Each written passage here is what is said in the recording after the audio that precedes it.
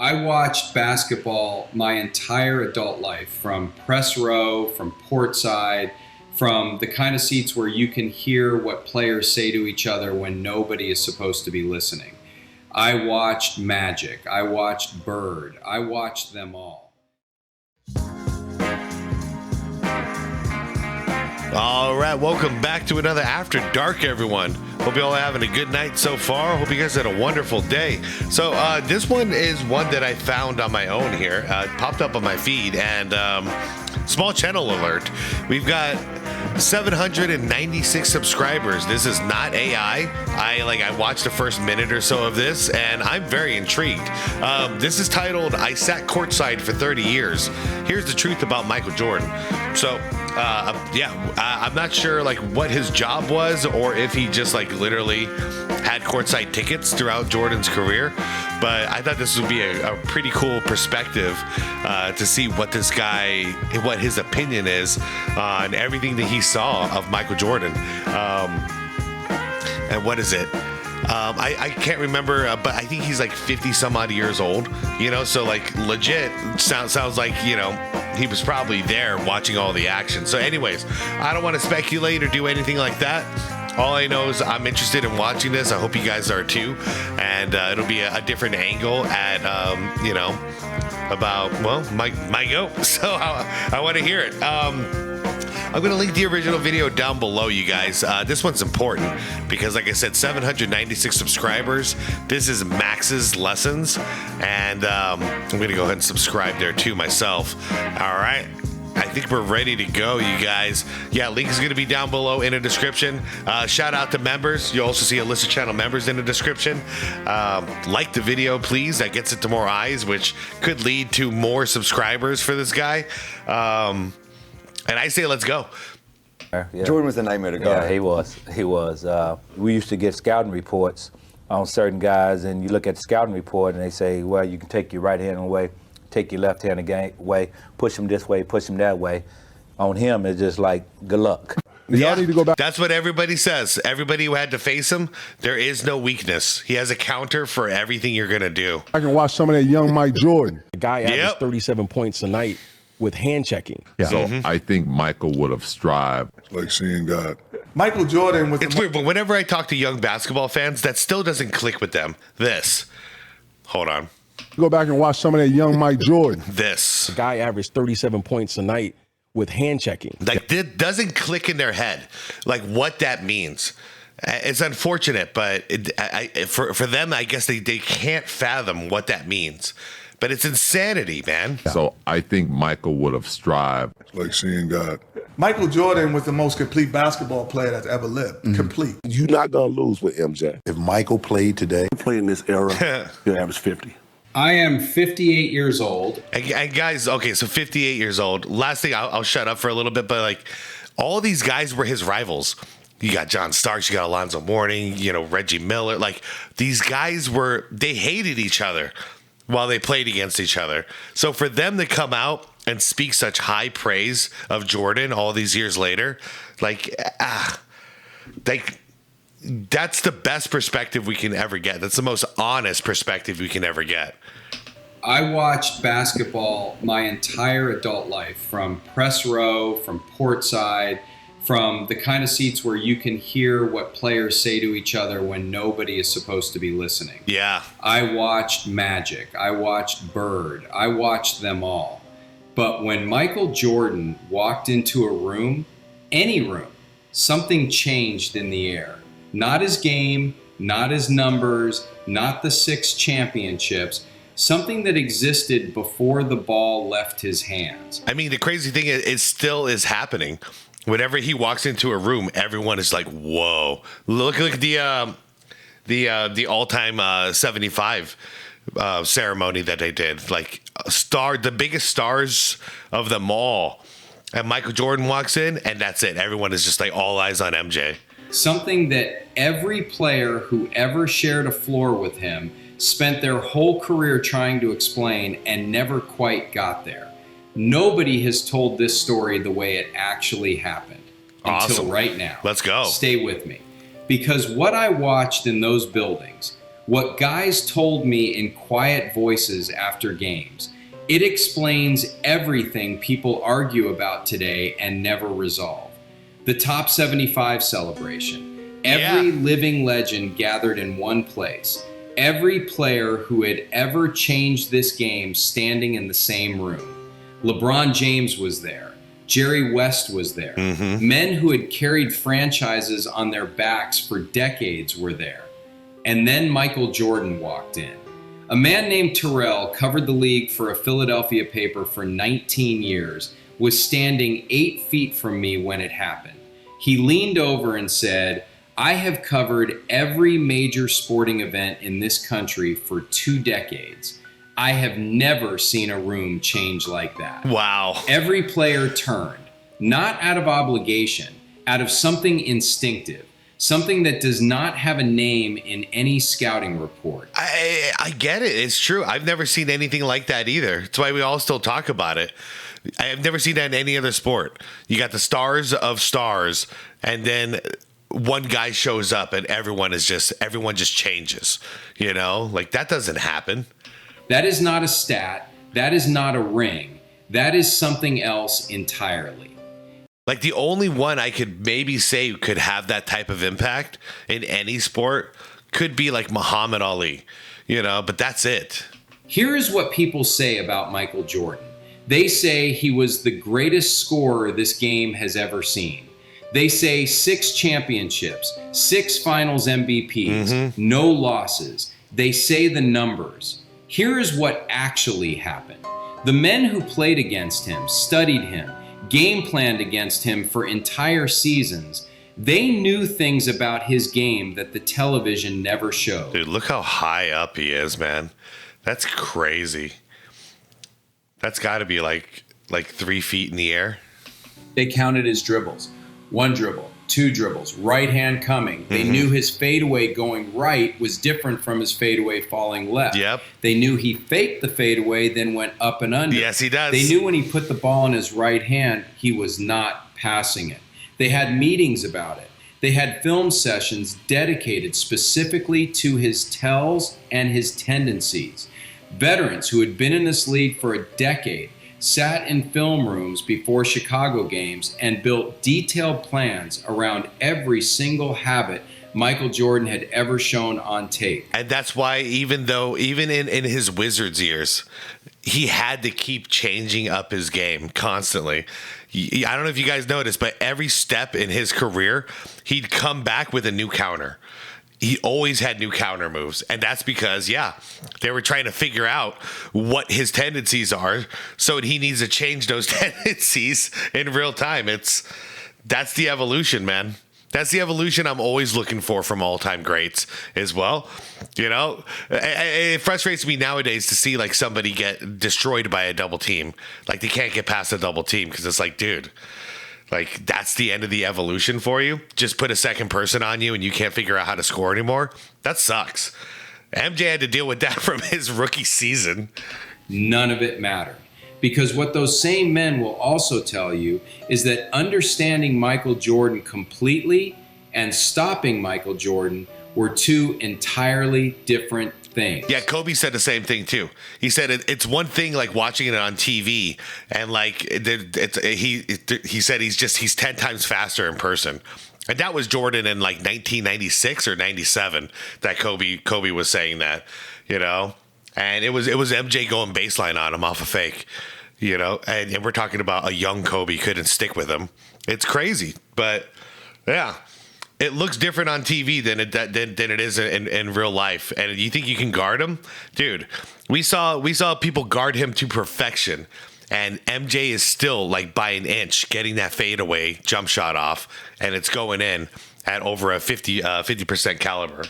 You could know everything. You could prepare everything. You could run the perfect defensive scheme. Yeah. He was still going to score. And here is the part that nobody says out loud enough. His rookie year. Players who watched him walk into the league that first season said privately they had never seen someone play that hard in their entire life. Yeah. Not that hard consistently. Not that hard every single night for an entire season. That's a damn good point. Yeah. He didn't let off the gas. Like, he kept going year after year just like that. I'd love to see something like that again. Like, I have high praise for Wemby right now, but Wemby's only playing 30 minutes a game. You know, MJ was bringing it at 40 minutes a game back then. Jeez. The assumption was he would slow down. Yeah. That no human being could maintain that level of intensity across a full NBA schedule without the body or the mind eventually finding a way to breathe. I think that's what the bad boy Pistons were trying to do too, force him to like stop, whether that means injury or whatever it may be. Like, this dude will not slow down. He's always at 100%. He did it for his entire career. Not one season, not a memorable stretch. Every year, every game, the same relentless standard from the first night of his rookie season to the last game he ever played. Yeah. That is not something you can coach into a person. No, like him playing with the busted knee with the Wizards, like that just shows you he has not slowed down. His body slowed down, but mentally he wants to keep going, and he did keep going. That was the unfortunate too. He kept going and going and going, and then eventually he had to shut it down and get surgery. That is not something a training staff builds. That is something a person either has inside them or they do not. 100%. You can't teach it. Yeah. The 0-0 mentality. This is the thing I watch that nobody talks about correctly. Michael Jordan treated every moment of every game as if the score was tied with nothing played. Up 20, down 10, fourth quarter, first quarter. The number on the scoreboard was information he chose to ignore. Yeah. He applied the same pressure, the same intensity, the same suffocating focus on both ends of the floor at minute 47 as he did at minute 1. I watched him do this up close. This is why, to me, he's the closest I've ever seen to a real life superhero, you know, but it just happened to be that he played sports. Because like what I always watched professional sports for was to see people do things I could never imagine doing. And Jordan did it. When I was young, I thought it was just the flashy stuff. You know, Jordan's flying. He's Air Jordan. Never seen anything like this. Blew my mind as a kid. But as I got older, what I started appreciating was just his willpower, the mental side of him, you know, his refusal to back down. And, you know, you win some, you lose some, but he never lost the game. And I was like, yeah, MJ quit. MJ gave up. MJ got tired. It was never like that. It was just, well, they got beat. You know, MJ brought it every single minute of every single game. And that's why in 1996, Phil had to plant their asses on the bench. The starters, he had to take all the starters out in the fourth quarters whenever they were up by like 20 or 30 points after 3 quarters to just shut up, have a good time, laugh on the bench, rest. Because if Jordan was still in there, they'd be trying to push that lead to like 50. I sat close enough to see his face during timeouts when teams were up big, when the natural human tendency tells even the greatest players to exhale just slightly. His face never changed, not once, not in all the years I sat close enough to watch it. A teammate described it cool angle right there. This way. When you got up 20, you wanted to breathe. Yeah. Michael made you feel like breathing was going to cost you the game. And sometimes that's true. I remember the 7 seconds or less Suns drove me crazy with that because I would always tell my buddies, if it was at the end of 3 quarters and we were up by 20 or more, which was very often that, especially that first year with Nash, we were crazy that year. I'd always say, we're going to lose this game. And they'd be like, shut up. You're crazy, blah, blah, blah. More times than not, we lost those games. So I would always be an advocate for like, I don't want a big lead going into the fourth because these guys get lazy. They get too comfortable. You need a killer like Michael Jordan out there. Let's just be real. You need a killer like him out there to make sure it doesn't happen. So you kept going, every possession, every minute, because he never stopped. That is not athleticism.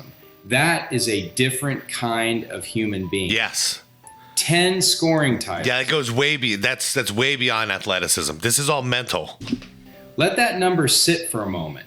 Not 2, not 3, not the 5 that most people would guess if you asked them cold without looking it up. Yeah, no, you got 5 MVPs, but yeah, 10 scoring titles, man. 10 times he was the best offensive player in an entire league of the best offensive players on earth. I mean, I was having not a debate, but a conversation with some buddies about the greatest shooters of all time, you know, that whole bleacher thing. And I brought this up about MJ because I was advocating MJ should be number 1, you know. And I was like, don't get me wrong, KD and Steph belong on that list, but MJ should be number 1, you know. And I was like, dude, 10-time scoring champion, like out of 15 years. And honestly, that's not really 15 years. You know, you got 85, 86 where he was injured almost the entire year. You got the year he came back in 95 where he only played, like 18 games, you know, and then right into the playoffs. And then you got the Wizards years where he really only played a year and a half. So, like, we're really at about 13 seasons, you know. And how many, and out of those 13 seasons, you can say he won 10 scoring championships. You know, I'm like, do you guys understand what that means? You know, like, you got LeBron here, he's got 1. And that's out of 23 years.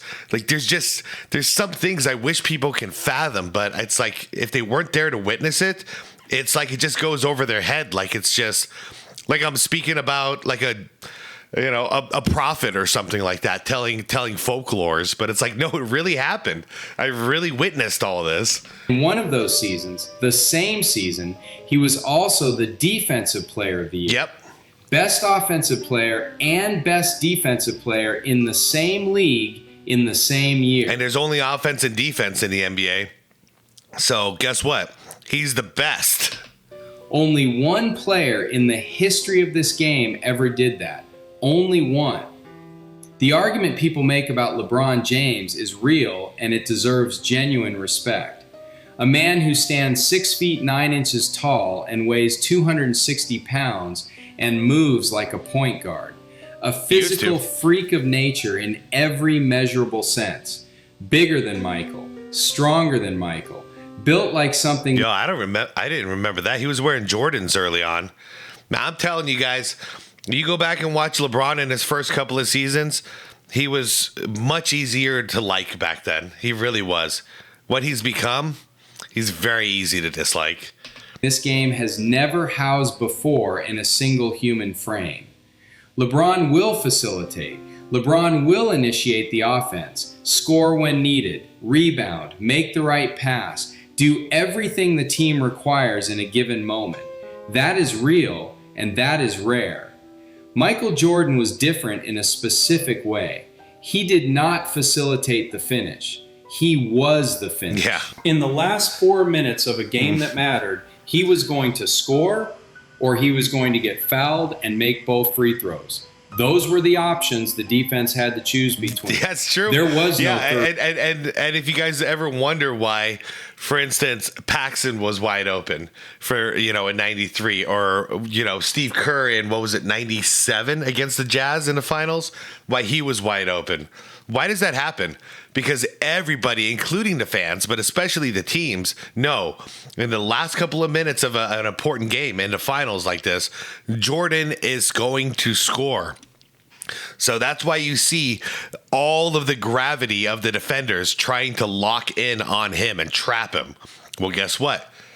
If he's willing to pass it, he's got available options to pass to.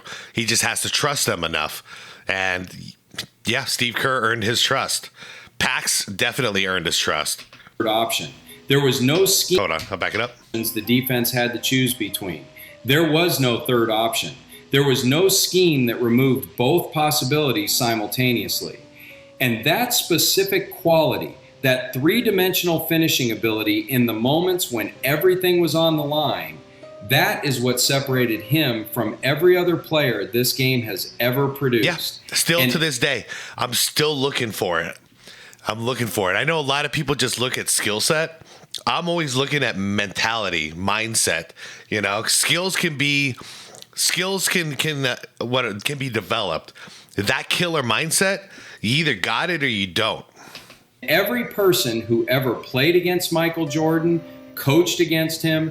Real quick, that's why early Luka, I was a fan of, because he was talking he was getting energy off of the fans, off of the crowd, and yelling at the crowd, cursing at the crowd.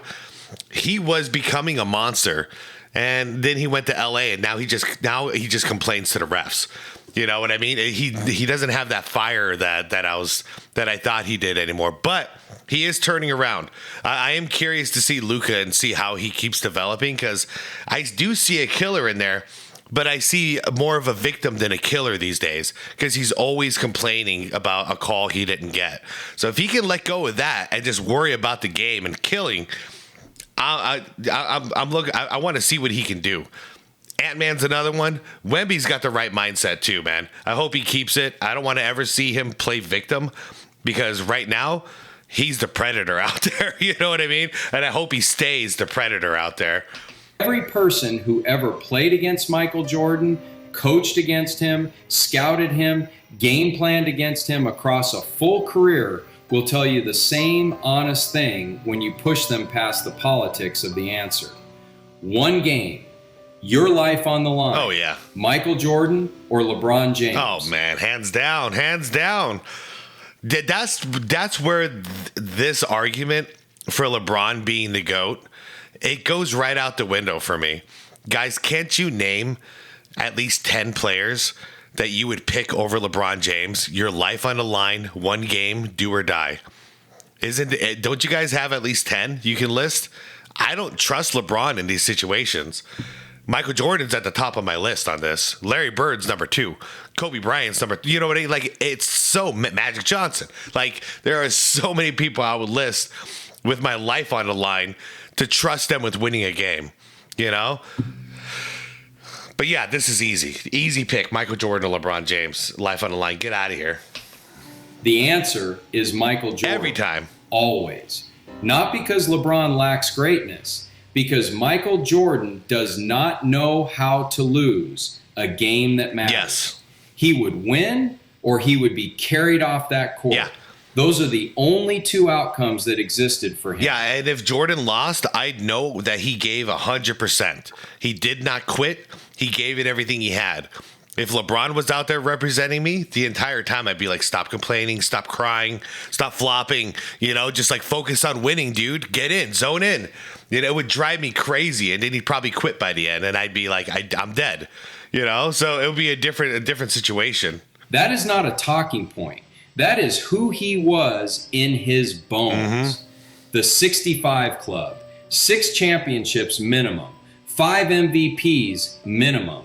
Only 3 players in the history of this game have ever met that standard. Bill Russell, Kareem Abdul-Jabbar, Michael Jordan. Yep. That is the actual conversation. Not the popularity vote, not the highlight reel, the standard. 6 and 5, 3 players, ever. The Bulls jersey in North Korea. Think about that slowly for a moment. Wait, what? And let it land. 2-time champion. North Korea? I know Kim Jong-un is a big Bulls fan. That's what led to Dennis Rodman hanging out with him, and that whole thing was crazy. But yeah, apparently Kim Jong-un was a huge Bulls era Jordan fan. He loved that second three-peat Bulls lineup, which is crazy to think about, you know, all the way in North Korea. Like, this is what he's obsessed with sports-wise, but that just shows that just shows the impact. We're talking about North Korea, man. And this stuff was happening in the 90s. We didn't have the internet like we do now. Like, we had the internet, but you couldn't watch basketball or anything like that on it. So how was he watching these games? How did he get so into the Jordan era Bulls all the way there in North Korea? Enough to want to hang out with Dennis Rodman, you know? I'd love to ask him, but I don't want to be in the same room with the guy. Champion Detroit Pistons went to Europe after back-to-back titles to run a clinic. They brought a Lakers jersey. Hold up. Let me back it up. Let it land. 2-time champion Detroit Pistons went to Europe after back-to-back titles to run a clinic. They brought a Lakers jersey, a Celtics jersey, a Bulls jersey, no Pistons jersey. Wow. They were the 2-time defending champions, and their jersey was not in the bag. But Michael's jersey was already there, already everywhere, before Chicago had won a single ring. Space Jam, Nike, the move from CBS to NBC, the commercials that changed the way an entire generation looked at this game and at what a sports figure could actually become in the world outside the arena. David Stern understood what he had. A brilliant agent understood what he had. And what they had together was not just the greatest basketball player alive. They had something that transcended the game. Yeah. The face of a sport that crossed every language, every border, every cultural wall this world builds between people. And that's why anybody who still claims to this day that David Stern suspended Michael Jordan, it was a secret suspension because of the fact that he was gambling, which still doesn't make any sense to me. Like the whole idea doesn't make sense. It wasn't illegal what he was doing. If it was, he would have gone to jail. Like, so why would he ever get suspended? Anyways, the idea that David Stern would take his golden goose, the guy who took the league from, just being okay to world renowned. Everyone is watching this and everyone is talking about this guy, Michael Jordan, and he's just going to get rid of him. Are you guys insane? Like Jordan would have had to commit murder to get suspended for multiple seasons.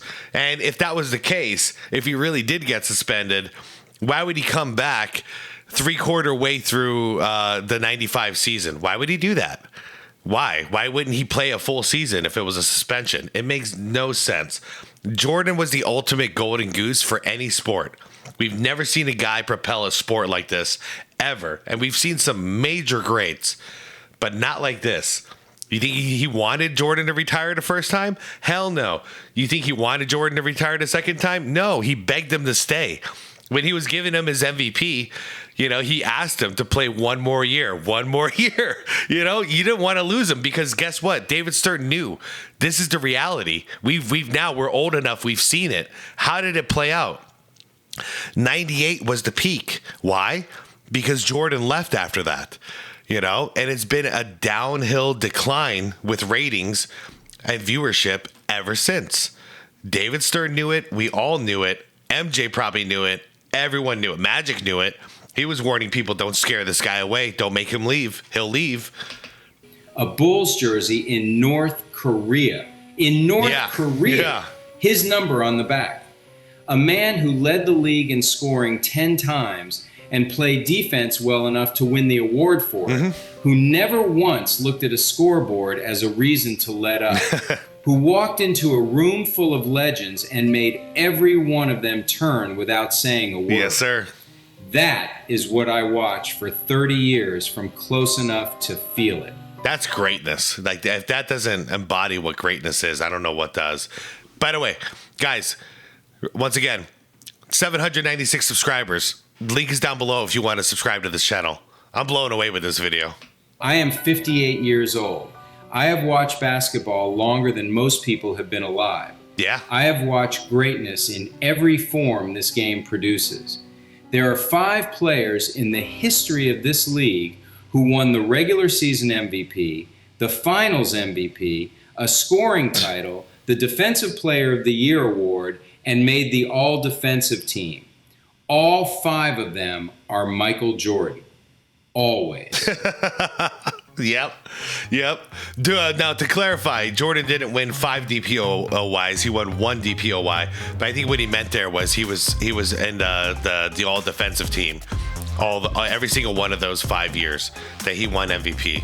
So MVP, scoring champion, all defensive team, and finals MVP as well. I believe that's it. Scoring champion, regular season MVP, finals MVP, all defensive team, and whatever. You guys get the point. Yeah, Michael Jordan, and Michael Jordan. No one's ever done it. And that's the thing, you guys. Everybody who's ever being compared to Michael Jordan is usually a one-sided player. or at least a one-sided dominant player, like, for instance, LeBron James. The only other one that was coming close was Kobe, because Kobe did play hard on both ends, and he was effective on both ends. Extremely effective on offense and very effective on defense, but still, Jordan beats him in both areas, you know, plus winning. And it drives me nuts to hear, like, just one-sided players being compared to him. I don't enjoy it, because Jordan was onto it back in 87, was it? 87 or 88? It was 87. When he was saying, like, you know, it's cool to be, like, recognized for his offensive play, but he feels like because of that, no one's talking about what he does on defense, you know? And he was right, because now here we are all these years later, and it's still hard for people to fathom that the guy who was winning scoring titles was good on defense. Not just good, great on defense, you know? And it gets frustrating to have these conversations, because I get it. If somebody were telling me about this like God's gift to a sport and I never witnessed it, I'd be a little weirded out too. Like, for instance, Mike Tyson in his prime. If somebody were to tell me, you know, if I never watched it, that is, that there was this guy who would scare the hell out of people. You know, he walks into a ring, he starts pacing around like a hungry lion, and then the majority of the fights end within about like 35 seconds. Like, he just knocks the hell out of them, you know? And people would wait for like 5 hours for the main title fight to come on just to watch that 35 seconds where this maniac goes out and knocks him out, you know, and talks about eating babies and crap, you know, like I wouldn't understand, but I grew up watching Mike Tyson, so I get it. That fear is unmatched. It's never been matched before what Mike Tyson did fear-wise, and psychology is half of the game. Your mental, if your mental is off, your opponent already won. Mike Tyson won half of those fights before he threw a single punch. Michael Jordan won half of his games before the freaking opening tip-off even happened. Why? Fear. Fear throws you off your game, and no one's going to fear you unless you have a reputation like Michael Jordan or Mike Tyson. What's the reputation? We're going all in. We're hungry lions. We are not going to stop. We're going to destroy you. You know what I mean? So you better lace them up. You better be focused, because we're coming at you. You know, exhibition, playoffs, it doesn't matter. We're coming at you. So of course people were scared, and it gets you off your game. It's got to be difficult to focus on offense when you have to guard Michael Jordan on the defensive end. You know, all your focus has to go to that. All your energy has to go to that. All these little like game within the game situations, a lot of people don't understand. They just look at stats, you know, they look at highlights. This does not give you the psychology of each individual game. It just doesn't. It doesn't tell you the stories of a miserable locker room. You have to watch in order to see that. You need to see the impact, and then you figure out who's their leader. You know, so you can decipher who's a good leader and who's a bad leader. What I saw with Jordan was, well, first three-peat and second three-peat, a team that was willing to run through a brick wall for their leader, and that was MJ. Why? Because MJ was running through brick walls for them too. Now, if they're losing, you know, no one's laughing. But when they're winning, oh man, they were having the time of their life. And that's what's needed, that balance. You know, they had an expectation, and that expectation was to win. And the second they did, boy, did they party, man. You know, and that's a good leader. That's a good leader, setting the tone on both ends. Anyways, I'm out. This was a great video. Looking forward to more videos in the future from this channel. Once again, last time I'll say it, link is down below in the description. Thank you for watching with me, guys. Please leave a like. Please leave a like so this gets out to more people. I would like to see this channel grow. So this was a cool testimonial, and I agree with everything he said. So I'm out of here, you guys. Thanks for watching. Like the vid, subscribe if you want more content like this. Hit that bell if you want to get notified for the next one. And most importantly is to be water, my friends. See y'all in the comments.